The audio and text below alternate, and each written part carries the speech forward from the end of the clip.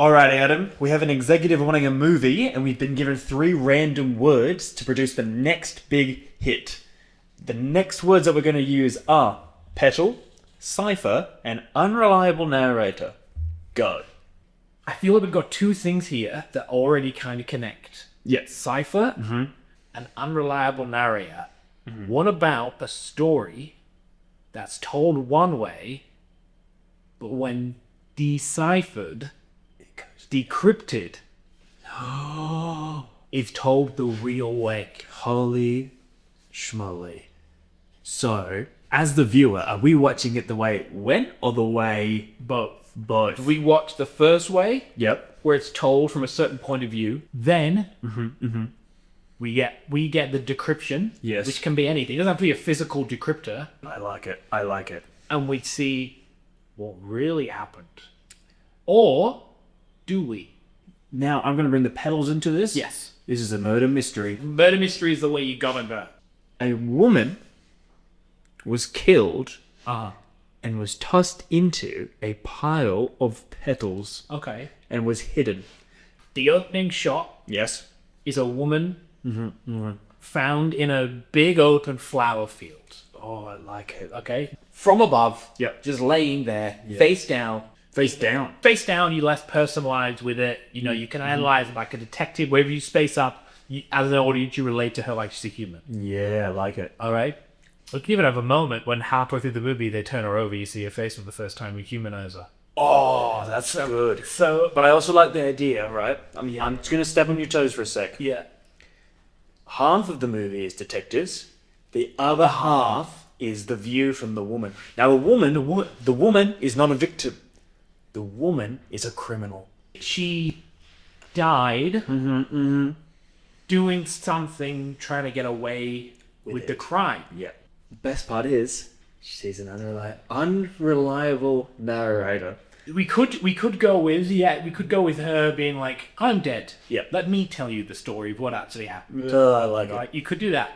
Or, alternatively, her sister / brother / family member, who we follow the second half. Maybe like a puzzle master, Yeah. right? I like it. And is able to decrypt a pattern that is written into the flower field. Maybe she has a note, maybe she has a letter. Maybe she has something written on her, like a note, and the detectives find it, and you're going off of, because she can be an unreliable narrator, that's still, because you're going off of what's written in her note, but when her brother deciphers the cipher written into the flower field that she was found in, and he rereads her note, he finds out what actually happened. I mean, you have to wonder why the detectives, when they looked at satellite viewings of it, didn't see it pressed into the flowers. Ah, of course. Maybe it's not pressed into the flowers, Yes. but she lands in a very specific part of a field. But the whole time we've been seeing it, it looks like she's in this huge field of just these flowers. Yep. And when we pan up, it's actually quite a small section of the field. Yeah. That's the flowers, and she's in that. Yeah, nice. As the name of the species of the flower is what's used in the cipher to decipher her message. Nice. Dude, she's also a super genius. Well, that's because why she's she able to do this. Yeah, and that's why everyone's so surprised that she's dead. Because it just makes no Maybe she sense. becomes a very innocent super genius. Maybe. To the public, her family knows a little bit better. Nice. Which is why they look into it a little bit more. Yeah. So, my theory is this. The family has to use her clues Yeah. to figure out the cipher, Yeah. but the detectives are so confused by this innocent murder that they look over her clues and get nothing. The detectives are looking into her research because they're trying to find out who would want to kill her over this research, this innocent research. So they're looking in that direction, trying to figure it all out. Yep, nice. Obviously, they get nowhere because that's not the answer. The family figure out that the research is the clue to deciphering her letters. And maybe during the police's investigation, the family are acting real suspicious asking about the research. Oh, And they're like, these people, these are the ones who did it because that they want the answers now that she's dead, and they're gonna like sell her research or something.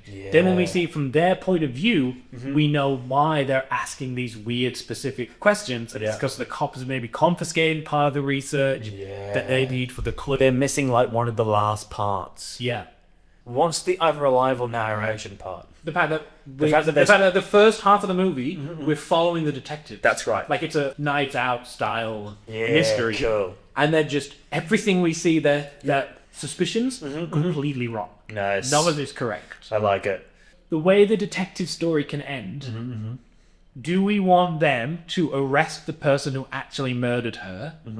And then when the family are trying to figure out what happened, they figure out the conclusion was it was that same person. And so they're just like, let her take the fall for it. Absolutely. Yeah, like the end scene's like them in the courtroom before it's about things like, does anybody have any additional evidence that could clear this issue up? And then they just look at the person and they go, no, Your Honor. No. He's a guilty fiend. And that could be an unreliable element where the whole time during their story, we're like, we need them to figure this out because this dude's innocent. Yes. And then we find out at the end, he was actually him. Even though the detectives were wrong, they got the right conclusion. And then we could figure out maybe that was the whole part of the super genius's plan anyway. Yeah. Now, actors. Yeah. Woman that was murdered. Do we cast a nobody? And people are a bit like, who are you? Maybe that's part of it. Maybe, because if it's such a big name. People will know that she's important. Correct. Whereas if it's a nobody and that she's important later, no one's going to question like, wait, why would they cast an Academy Award winning actress in this role if she's just going to be laying down and pile of mud the whole time? That's what I mean. And why can't we see her face? We know who that is. It's very obvious. Yeah. So we cast a nobody. Absolutely. And then we give her a huge part in the second half of the film. Absolutely. Make her career.